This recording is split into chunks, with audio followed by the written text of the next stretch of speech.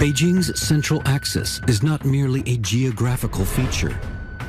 It embodies the very essence of Chinese civilization and history. A historic heartbeat, a cultural beacon, a living legacy. Join us for a deep dive into the stories and significance of this iconic landmark in our special program, Legendary Cities, Beijing's Central Axis.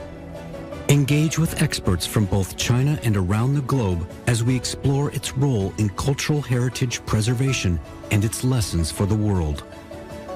Don't miss Legendary Cities, Beijing's Central Axis, only on CGTN.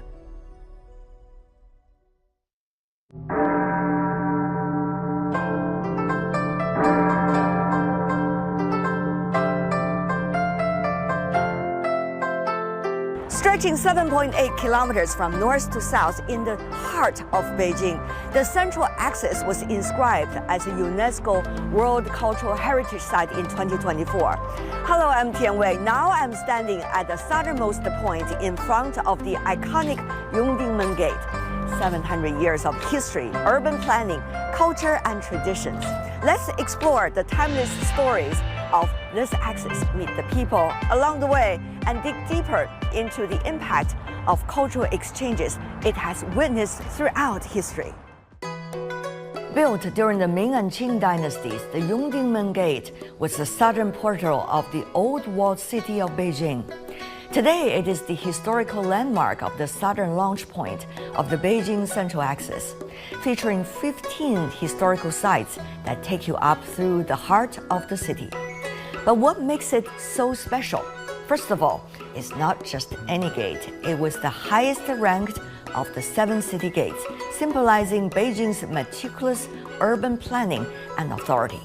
Torn down in 1957, it was later faithfully rebuilt in 2005, staying true to its original design. And there's more beneath your feet than meets the eye. Just a short walk from the gate, you will find the southern section road, archaeological sites, hidden clues of the city's past.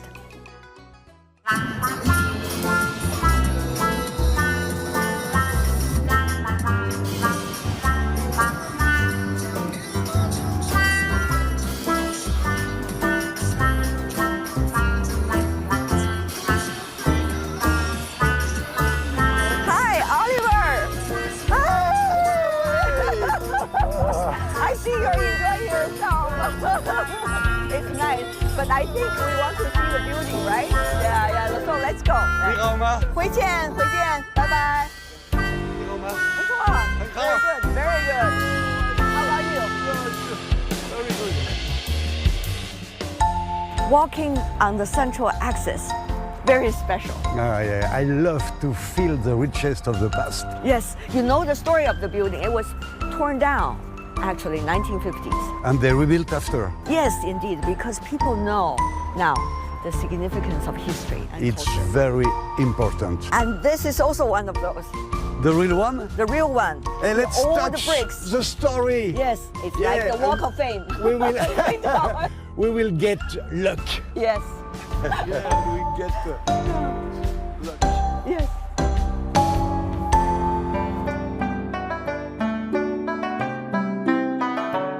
Ending our journey, we find ourselves at the northmost point of the axis at the bell and drum towers. In ancient times, a large bell was rung at dawn to announce the opening of the city gates, and drums were beaten to signal different parts of the day, helping regulate daily activities of the city. This is Beijing! Incredible point of view! Yes. Wow. Beijing at office. Yes! And that's the bell tower. Yeah. We're at the drum tower. Yeah. Look at this place where ordinary Chinese live.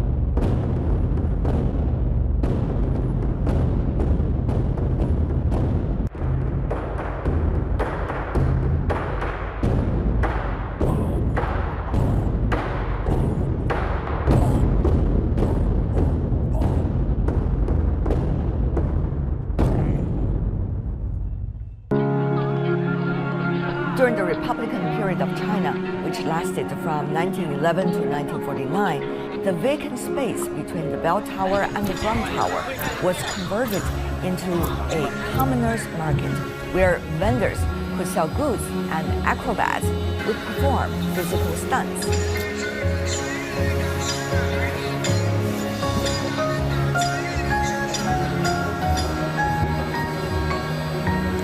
Today, this lively square still buzzes with vitality and energy. Local residents and international visitors alike fill the space with laughter and excitement, some kicking a shuttlecock, while others beat drums. After exploring landmarks along the axis, resonating with the grandeur and timeless charm of this ancient capital, I'm so glad to be joined by friends from all over the world who are also fascinated by them and what they represent. Hello everyone, I'm Tian from CGTN. Thank you so much for joining our special production, Legendary Cities Beijing Central Axis. The Beijing Central Axis is more than just the geographical backbone of this ancient city. It is also the very heart where Chinese civilization and history converge. A silent witness to over 1,000 years of triumphs and tribulations, dynastic shifts, and cultural continuity, many believe it stands as a testament to China's enduring legacy. In the time we have ahead, we will use this iconic axis as our guide for understanding better about cultural heritage, and even more importantly, the fascinating journey of cultural exchanges and understanding, and its significance for today.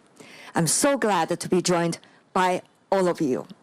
Talking about Central Axis, I know every one of you has a unique story to tell. Why don't I start with Oliver? You and I were on an excursion journey along the Central Axis. What was the sight and sound of the journey mean to you? It is a marvelous memory. We were there, just there in the drum tower at the moment and in other places. First, it was a big pleasure because we shared together this great historic Beijing visit. Every time we discover a new story, a new angle, it's never finished. And that is the real richness, incredible richness of the historic places of China and Beijing in particular. You're a resident of Beijing already for several years. I'm sure you're talking about it from the heart. Colin, what about your story with the Central Axis? Well, I guess it has a lot to do with my personal family history. My great-grandfather actually worked in Forbidden City as what's in Chinese called 顺天府尹, which was equivalent to the city mayor today. And so he lived very nearby, get to work very conveniently by foot. And my grandmother and my grandfather, my grandmother's the mayor's daughter, they had their house also in the same residence. So they lived on Shijia Hutong, which is a very well-known hutong in Beijing. And so that's my connection.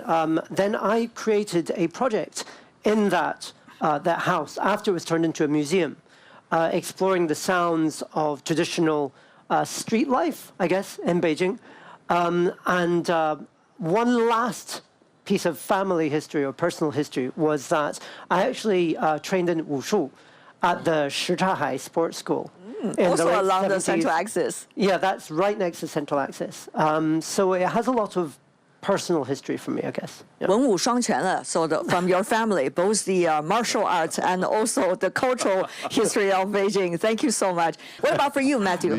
Well, first of all, I think I was born in a hospital next to the Forbidden City. And secondly, that's a long history. Nobody could compete. Yeah. None of you can compete with me on that. And I was brought up until I was 6 years old with my grandmother on my mother's side. And that courtyard are not far from the Yongdingmen Gate. So that's another... The southernmost gate. Second most important gate of Beijing. And then I worked on the Shijia Hutong Museum project. That's how I got to know Colin. Also, after Shijia Hutong Museum, I started a little courtyard institute. It's small educational institution, but not far from the Jingshan Park. So my past, I would say, 20 years, very closely tied with the Central Axis. Sounds fascinating. Every period of time needs more exploration, I think, from a history perspective. Yes. Go to you, Roger. Yes. The first time that I came to mainland China was 1985, and we hired a car in Shanghai. The tallest building in Shanghai at that time was Heping Da Fandian, the Peace Hotel. We drove 20 miles, there were no roads. There was no food, there was no color. China was the old China. But we gradually made our way up. I had to give a lecture at Peking University, and we made our way up. But coming to this Central Axis was like coming to Mecca. It was like coming to Jerusalem. It's the center of a civilization.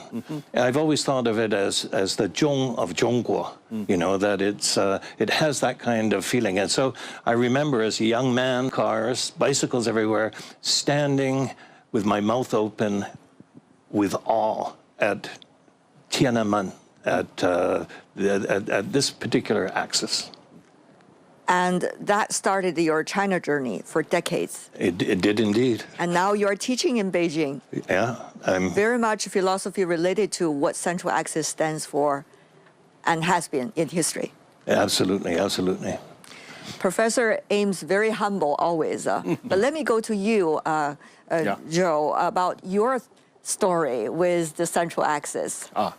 Central Axis is a very important part for my professional life because my professor is Mr. Liang Sicheng. He was the first one want to protect the whole Beijing. Ancient Beijing. Ancient Beijing. And also he emphasized Central Axis is a key point of ancient Beijing. But, you know, his time is something very difficult or almost impossible. So since 2009, we started this work. We think I'm very lucky, and we can, you know, finally to do a lot of research, and also the nomination work is very success. Right. So I'm very happy I can continue what he wants, but he can't finish. Very short sentences, but they reflect the long history. Long history.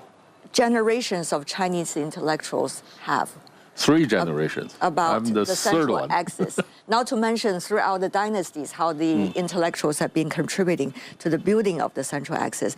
Actually, here in my hand, a great replica of the Central Axis. One could see over here. I think it's made by paper and wood. Very delicate. I really want to show this to you. I want you to help us understand what is the structure of the Central Axis and which of the buildings or the sections of the Central Axis dearest to your heart. Beijing Central Axis is start at the 13th century. Where is the start point? Is here. It's quite near this drum tower and bell tower. So at that time, Hubei Han first built a platform, and it's the center of the city. Then he built his palace and also leave the market back the palace and in the front of the city, and put the ancient story temple in the east part, and also the ladder for the groves, and also, let's say, the family god. Something there in the west part. So it's have the first Central Axis. Then, and that kind of structure correlates with the very big history of Chinese city planning, dating back 3,000 years almost to the Qin dynasty. So it's, you know, Yuan dynasty just started this part. But if we analyze the concept of this urban plan, we can go back to even 3,000 years ago. So in the beginning of Zhou Dynasty, they have first built this system for how to build cities. Then in Ming Dynasty, it's continue, and the Qing Dynasty continue. So even today, it's still very important concept for today's urban planning in Beijing. What you're talking about has a lot to do with what the imperial families have been doing. But the Central Axis, as you earlier explained, is not limited to the imperial culture, but also to the ordinary folks. I want to go to you, Matthew, about that. Can you give us more thoughts about how these two very different sets of history, the history of common folks vis-a-vis the history of the imperial families, have been evolving and converge in China's history, reflected by the Central Axis? Well, first of all, I think that Professor Liu's effort, together with the municipal government's effort, to apply for the World Heritage status for Central Axis, it's a very important effort to change the lives of the Hutong people. I'm from the Hutongs, so I can understand how difficult it was in the past, because you have to accommodate maybe way too many people in a courtyard. So the living standards were very, very poor, very difficult for ordinary people. So applying for this status, the municipal government invested a lot of money to improve not only the infrastructure, but also some of the courtyard houses in terms of the hardware. For example, in this Hutong that we have our little courtyard institute, we do educational programs there, as I mentioned, and I know many neighbors in that area. So some of them were being compensated, and they moved out. So you can see that it used to be a crowded courtyard, and if you go to the neighbor's house, now you can see green, you can see vegetables they grow, flowers. So those are very important changes in very common people's lives. And their kids can run around and go to your little museum and little club to enjoy themselves. Yes, it's a traditional Beijing life. Yes, I think that's coming back. I think I can see a trend gradually moving back. Many of you are doing the work of trying to bring back the history and the memory of the Central Axis and the people there. Colin, you are doing a sound project also about Beijing, but it's not just the sound that you hear anywhere, but rather sound related to people's life. How is that actually help you to understand better about common folks' life along the Central Axis? The project that we were exploring was the memory of people living today, the memories of the most elderly community in Beijing, because in those days, a lot of memories are associated with sound, and sound is associated with everyday life. And in old Beijing, there is a very famous everyday sound, which is street hawking, 老北京吆喝. And that's a very sophisticated culture surrounding that, but it's a very parochial, very down-to-earth culture. It's about selling wares, it's selling your goods. It's a sound advertising.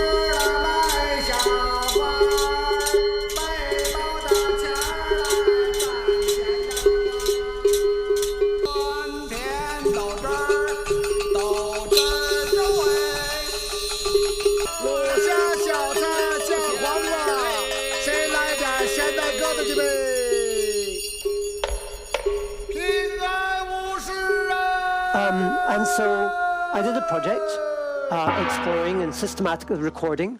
But of course, the problem was which one is authentic, because most are now, I wouldn't say reduced, but changed to performances. And performances, of course, are changed to make them more entertaining. Luckily, we got to know this very elderly gentleman called Yang Deshan.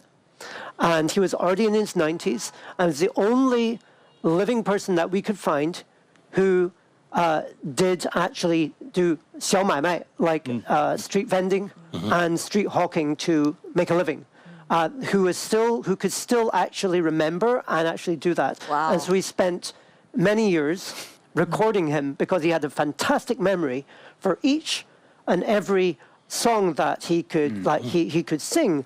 But only one at a time. I could imagine how many times you met that gentleman throughout the years, yes. So what is the most impressive story he told you? Very interestingly, we're talking about everyday life. He was talking about how life has improved now as compared to then. So, you know, it was really, really hard living in those days. And life has improved so much since then. But, and there's a really interesting but, all his greatest memories, and he comes to life when reliving those hard times, when he was singing those street hawking songs and every day taking his cart out into the streets. So traditional life has a lot to teach us about contemporary living. And this is not about going back to the past. It's not about saying, oh, traditional culture is great and contemporary life is not. But it's about finding inspiration from the past and from very ordinary things in the past and seeing how it can teach us about how we live our lives.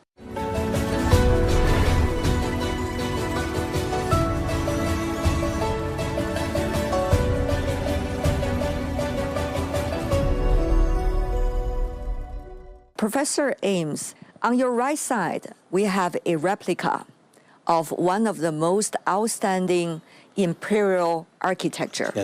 Tian, as you said, the Temple of Heaven. That's where the emperors went for praying to the god for good weather and good harvest. That's also part of the history of how the imperial culture is linked to, shall I say, the outer space. Both the Tian和地, both the heaven and the earth, part of China's history. How do you see this culture reflected in the Central Axis? When we think about China, I think we have to start with the concept of 祭祀, the idea of ancestral sacrifices. That when you ask the question, where did the Chinese language come from? From ancestral sacrifices, Jiagu and the oracle bones. When we ask the question, where did the key philosophical concepts come? Li, the idea of the social grammar, the idea of, we talked about hierarchies, the idea of yi, ren yi, the yi is a sheep and a gozi, to kill the sheep.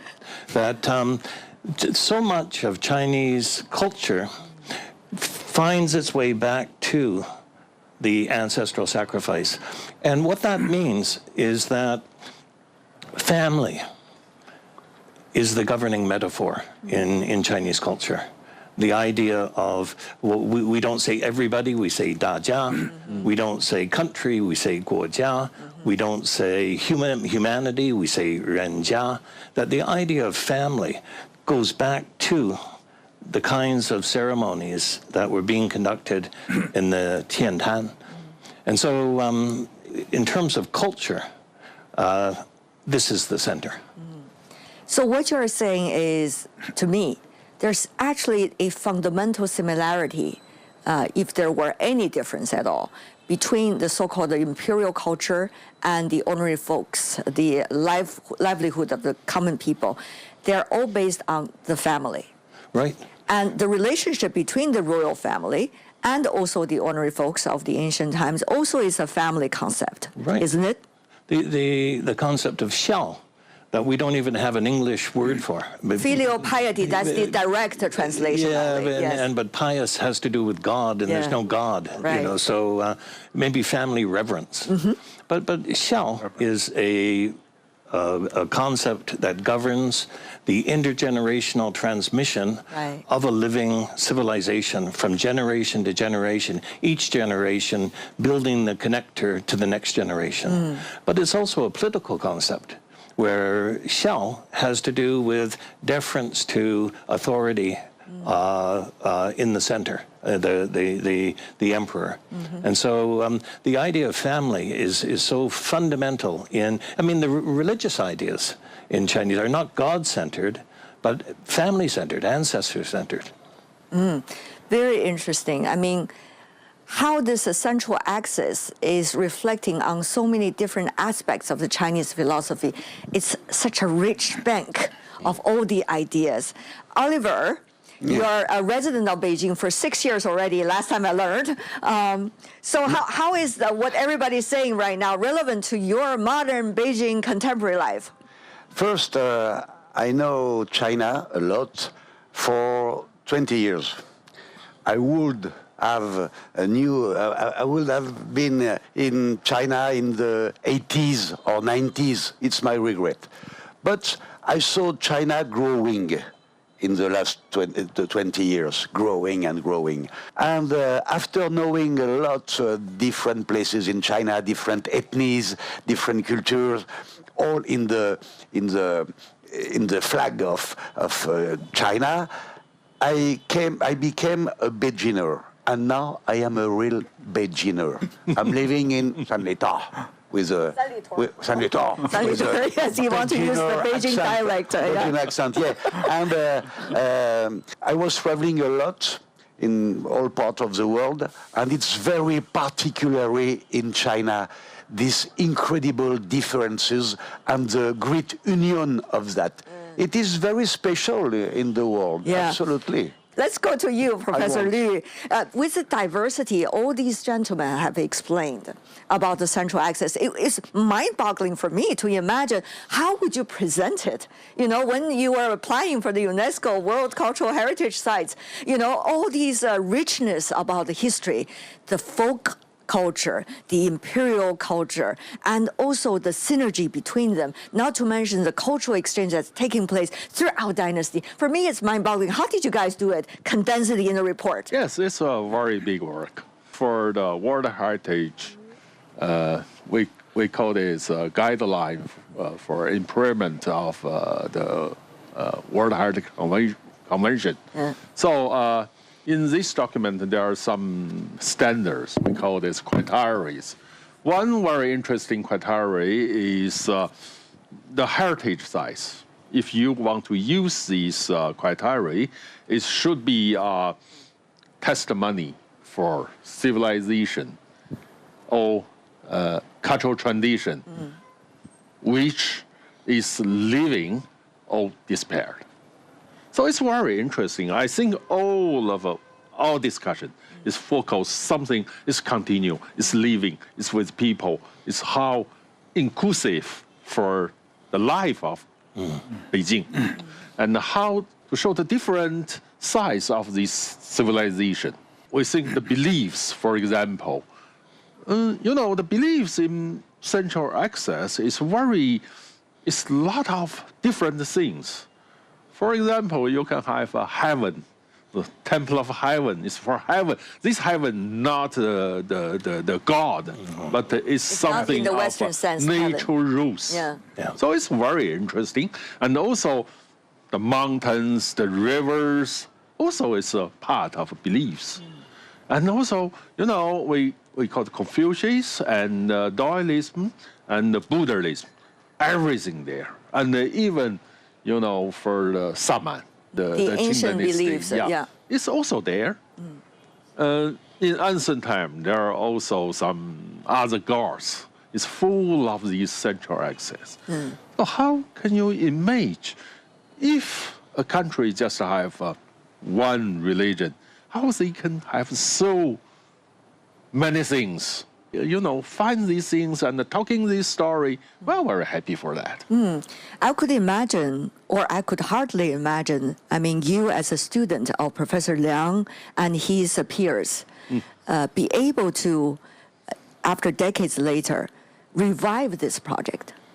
It seems that this project, the Central Axis, has become front and center for not just the government, but also, the common folks that you see are traveling to Beijing. They think this is the place to go. Sure. I can give you a figure. These National Days vacation, almost 30 million people visit Beijing. Okay, and one National Day holiday. 5 million visit Beijing Central Axis. So during the nomination process, a lot of young people, teenagers, they participate in this work. They give the story of Central Axis. Maybe it's very simple, but they give themselves a story. So I think it's very... Quite inspiring, isn't it? Yes, sure.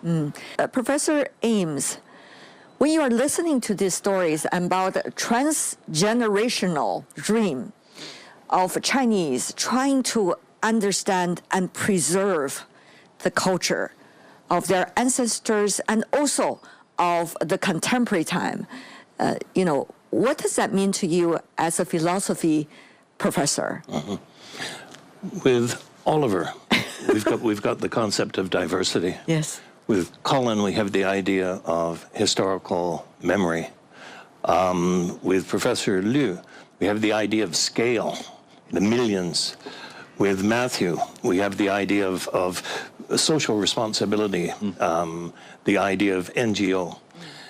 If we put these together, the way that I think about the Central Axis is that it's a living center. Yes. And the living has so many ways of understanding it, right? Right. Well, it's lively and people are there and it's a...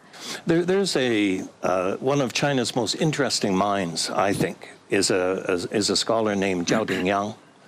Zhao Tingyang talks about a whirlpool, that a whirlpool has a center, Xuanwu, that a whirlpool has a center. And so this whirlpool, I mean the scale, China has a population as large as Africa. China has a population that is twice the size of Eastern and Western Europe combined. Yeah. And so what you're talking about is you're talking about diversity. That the same kind of diversity you find in Europe, you find in this place called China. Yeah. And so what has brought all of these people together is the axis. There's an axis, and that is a shared history. We are the children of the Yellow Emperor. And so you have this kind of history, but it brings into the concept of Chineseness, all of this kind of diversity that is modern China. Not only about that, but also about the fact that before it was pretty much a feudal setup. But now if you visit the Central Axis, I mean the Jingshan Park, which it used to be the place where the royal family went to pray to their ancestors, now become a public park. Everybody can go there as long as you get out at 7 p.m. when they close the door, right? Also about other places, the Forbidden City, which is the royal complex, now has been turned into something called the Palace Museum, which means everybody can go and everybody can have fun.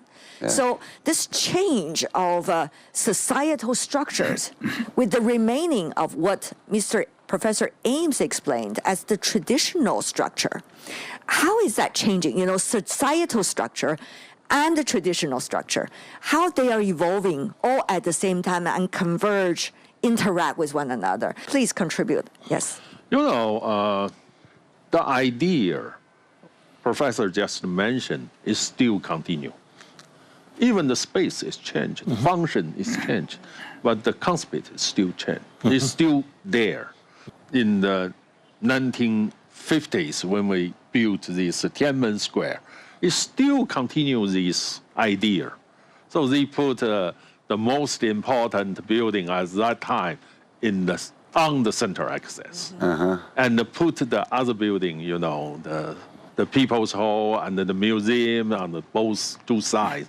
So it's still follow this idea.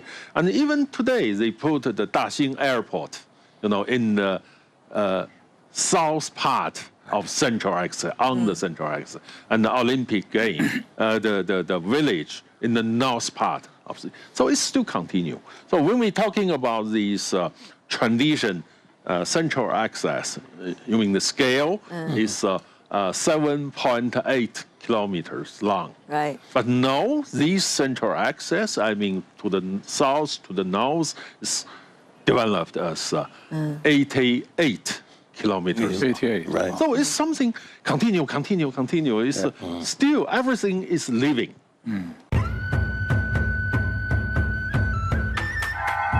Beijing's Central Axis is not merely a geographical feature. It embodies the very essence of Chinese civilization and history.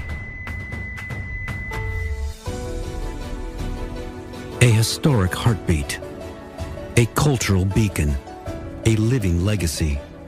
Join us for a deep dive into the stories and significance of this iconic landmark in our special program, Legendary Cities, Beijing's Central Axis. Engage with experts from both China and around the globe as we explore its role in cultural heritage preservation and its lessons for the world. Don't miss Legendary Cities, Beijing's Central Axis, only on CGTN. How do we make sure that we are going to be inspired by it, but not limited by it? All the philosophies, history, stories, key thoughts, that our job is not only to learn, but also to be inspired, while at the same time create. And Professor Ames, I want to come back to you on that. When we look at the world today, when we look at the problems that human beings are facing in the world today, this old idea of individual actors changing the world is passé. Global warming, environmental degradation, massive population migrations, food and water shortage, and so all of the problems that human beings have to face today require that we cooperate, that we collaborate. And so when you think of the fundamental Confucian values, inclusiveness, unboundedness, collaboration, and so on, these values are not values that simply belong to China. These are values... Or belong to the past. Or they belong to the past. They belong to the future. If we don't act upon these values, we won't have a future. So my own feeling is that these values don't set constraints on us. These values are our hope for a continuing future. Colin? Yeah, I think that the times that we're living in today are times when we can both look past and into the future. And we might take that for granted, but that was not the case a few decades ago. During the age of modernism, we repudiated the past. And it's the same all over the world. Same in China, same in the West. We repudiated the past in order to move into the future. But now, in order to move into the future, we have to look at the past. It's like nutrients that we need from the soil. Without the nutrients of all this time that went behind, without the wisdom of all these centuries that went behind us, there's no way we can solve the problems that Professor Ames just talked about. And other issues of creativity, how to communicate with each other, and so on and so forth. The complexities of contemporary society require for us to take nutritions from past history and wisdom. So I think that there's no such thing as constraints, I think. Yeah. Oliver. There is a big difference between my generation. In the 70s, young people in the world wanted to change the world. Well, that's what young people want to do in every generation, isn't it? New generation don't want to change the world because they don't believe on it. They just want to preserve the world. And it is a very important difference in minds. So we must help them to preserve the world. And the story, knowing the story, the incredible story of Europe or China, etc., can help them. Matthew.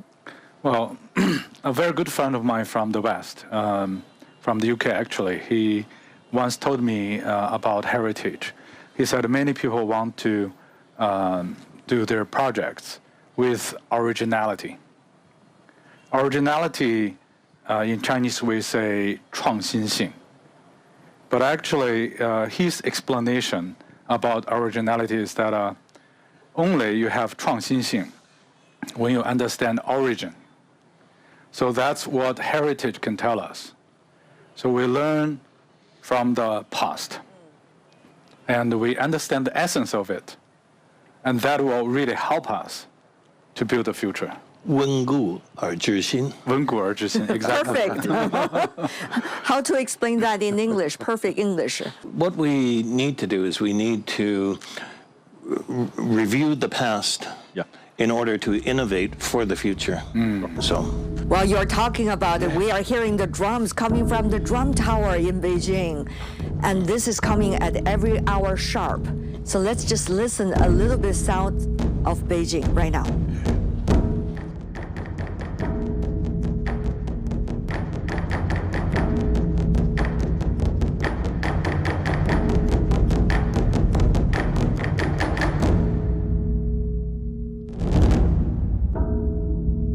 When we talk about the Central Axis, it's such a symbol, Professor, not only of China's culture, but rather as a civilization and its interactions with the rest of the world. Can you shed some lights about this, and how can we understand the Central Axis in a much richer way? I think it's very interesting. Not just the Beijing Central Axis. All of the World Heritage Sites. Now it's more than 1,000 sites. So everything, I think we can get some idea from there to know the history, to know the diversity. So to know what happened in the ancient time in the world, not only one place. Even for us, for Chinese, we can focus something what happened in the ancient time and how they help us to face to today's challenge. Colin, how do you understand the pros and cons of cultural exchanges and what it means to us already? I think right now we're at the time when the world is starting to look more inwards all around the world. And there's very good reason for that. But I think it's our job as cultural professionals to remind people why that's the importance of looking outwards, looking to others, and to understand others in order to better understand yourself. We just talked about how it's important for us to look to our past in order to move forward, but we also need to look out in order to move forward. Look around as well, right? Exactly. Look at this panel here. And so I think contemporary society is very much based on the idea of diversity, not only diversity within structures, cultural structures, but the real diversity of the world. And I work mostly in contemporary culture, and contemporary culture at its very, very most fundamental value is about exchange. In fact, it's such a central part of it. We don't even call it exchange anymore. Exchange is something that you have to think about, whereas what we do, we don't really think about that. It's just a part of what we do. Right. In order for us to understand the other, we can't treat the other as the other. The other, yeah. Yeah. So for us to go from China to the UK or to somewhere in Africa or the Middle East to do projects, and for artists and musicians and scientists to come all over the world to China in order to do projects. The process of doing projects is a process of overcoming differences of communication, differences of thought processes. That's the doing, and that collaborative process is the very process by which we can overcome these differences. And that is what cultural exchange, I think, is all about. Also, to you, Professor Ames, cultural exchanges has long been existing in Chinese history. That's why it's called a civilization rather than a nation. So how do you see that reflected in the Central Axis and beyond?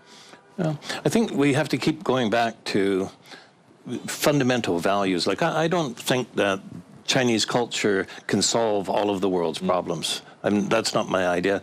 But I think that Chinese culture has some values that are really important for us to secure the world, to be able to pass on a healthy world to the next generation. When we think of China, it's all about syncretism. It's all about hybridity. Buddhism comes into China, the first wave of Western learning. And not only does Buddhism change Chinese culture fundamentally, but China produces its own Buddhism. Huayan, Sanlun, Chan. These are Chinese Buddhisms. These are not Indian Buddhisms. Then then the missionaries come in. And then Marxism comes in. And China is always taking what comes in and retrofitting it to fit indigenous values. And so this is a very healthy way of approaching the idea of growth. What about now?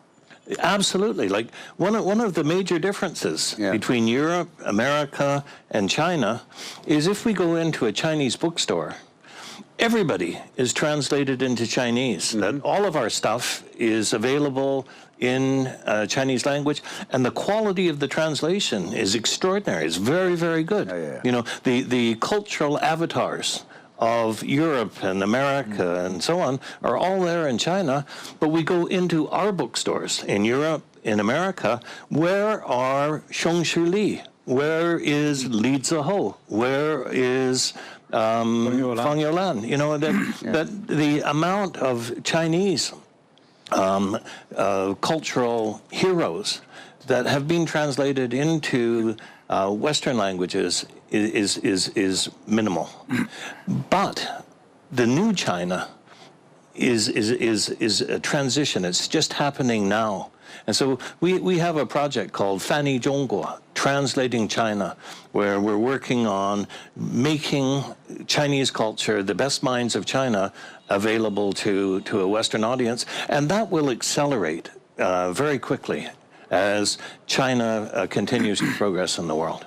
If I remember right, just as you said, Professor Ames, loving of one's own culture does not mean contempt or despise of others.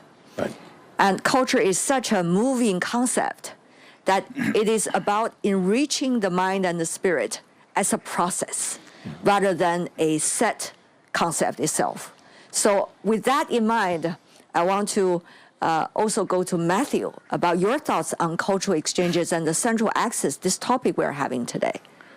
I think there are maybe many different kinds of cultural exchange. One is that people come and see the sites, and that actually helps Chinese people to understand our past, because most of the people around China, I mean, they actually never been to Beijing yet. So they come to Beijing to see the Central Axis. That's one level of a cultural exchange for many Chinese to understand our cultural origin, cultural heritage better. And on another level of cultural exchange, because this is really Professor Liu's area, so it's urban planning. We have many Western urban planners, architects interested, and PhD students to study Beijing, the urban planning of Asian Beijing, taking Central Axis as an example. So if we look at the urban structure of Beijing, which is very much like a chessboard, a grid system, but if we look at Paris or Washington, D.C., it's quite different. So this kind of cultural exchange help us to understand, you know, the world, as Professor was just talking about, that there are many different ways to approach harmony of the world. But maybe this is just a Chinese way. It's different, but it's effective.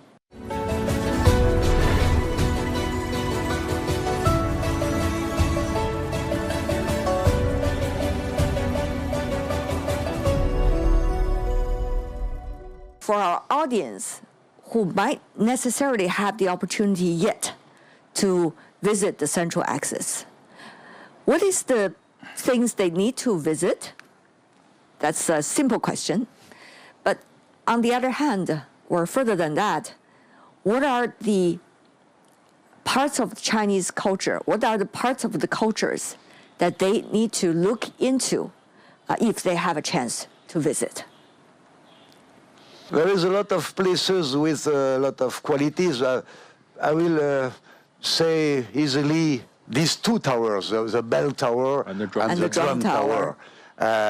It is an example of two old places with a new activity between them. The new generation come to play there and also visit that. In a little area, you can be in the past, in the present and sometimes in the future with clothes. So that is an example. Great idea. Thank you so much, Oliver. What about for you, Colin? I used to invite artists or musicians to come to Beijing to do projects, I would take them to places where there are old people's activities. So actually, we're talking about the Central Axis. I would always take them to Tian Park, Temple of Heaven Park, because the Temple of Heaven is one part, is there, but then the park is huge. Yeah. And all of the park, in the mornings, there are old people doing all kinds of activities. For example, there used to be old people doing comedy sketches together spontaneously. Other old people would be together doing a harmonica band with a lady dancing in the middle. And other places would be Peking opera, and other places would be a choir. So all these amazing spontaneous activities of elderly residents, retired people. Now, the artists and musicians I invited to Beijing, when I took them to the sites, they went, they've seen that through postcards, and, okay, it's very nice. But when I introduced them, when they saw that, they understood the difference between Western culture and Chinese culture, and they were deeply inspired by what they saw. They felt the difference, but they also felt inspired by that difference. I was like, but my parents aren't doing this. They're sitting in front of the TV, or they're in a retirement home. They're not out having fun with their friends and doing all these activities. And so they thought about culture. They thought about the relationship between culture and people's lives. Real people in their real living quarters. And the real differences, and this comes back to what Professor Ames said about how family is at the very center of societal structure and how that differentiates China from the West. Okay, so get up early in the morning, go to the Temple of Heaven Park. You will see a very different side of China. Matthew, to you. My answer is simple. People should go to the hutongs. Because Central Axis is not just those monuments, but also hutongs. If we say all those monuments are like red flowers, then all the hutongs are the green leaves. So without the green leaves, the red flowers won't be that pretty. So hutongs is really the cells of Beijing. Yeah, I think if we say the Central Axis, the skeleton of a living organism, then the hutongs are fleshes, the cells of this living organism. So without hutongs, Central Axis is, I think, losing at least half of its meaning. So if you go to the back street hutongs, you will see how people are making their living. By any luck, you can strike a chat with some local people. They using will your find hand gestures and stuff. Yeah, and find the stories that Colin mentioned. Yeah. Maybe meeting Oliver there too. Yeah. Yeah, and now it's Very time likely. for Peking duck in the hutong. An obligation. Thank you for planning for the whole day. But Professor Liu, please. For me, it's very difficult because Central Axis, for me, is everywhere is a wonderful place. I think this blue tower is very important. It's the heart of Central Axis. In ancient times, heart of Beijing. So the sound of drum we just heard is like the beat of the heart. So it's very, I think it's something living since the ancient time into today. Of course, Temple of Heaven is very, very important. And we have these two, and I just want to mention a letter of the god of agriculture, next to the Temple of Heaven. It shows the characters of China as agriculture society. So it's very, very interesting. You can understand why they think like that, why they have this idea. So please Beautiful come recommendation. To this place. I want to hop there during the weekend already. Thank you so much. And Professor Ames, please. I love this image of the drum tower being the heartbeat of Beijing. It's a beautiful, beautiful image. I would go to Tian. and the Temple of Heaven. And you call on, the old people. I'll be one of the old people dancing and doing what I'm doing. Yan Fu, the great translator who introduced Western liberalism into the Chinese tradition, looks back on 2,000 years of Chinese culture, and he says, if you want to talk about social and political order, it is 30% emperor and 70% jiazu, shizu, family, 70% family. And so my understanding of the contribution that Chinese culture has to make to the world is to get back to the family. Thank you so much for your beautiful recommendations. As all of you suggested, the Central Axis is not only just the place of our shared past, but also our shared future. And thank you for joining us on this journey along the Beijing Central Axis. As we explore this axis, rich in historical and cultural significance, we not only marvel at the grandeur of the ancient city, but also gain a deeper understanding of the importance of mutual learning among civilizations. The Central Axis, as the heart of Beijing, stands as a witness to the dialogue between Chinese and other cultures throughout history. In today's globalized world, it reminds us how crucial it can be to foster mutual understanding and acceptance between different cultures. These exchanges can shape our shared future. Thank you for watching Legendary Cities Beijing Central Axis, our special production. On behalf of all my family, my team, thank you for being with us, and I'll see you next time. Bye-bye. Over here. Bye. And I do want to take a selfie together, maybe, yeah? Okay.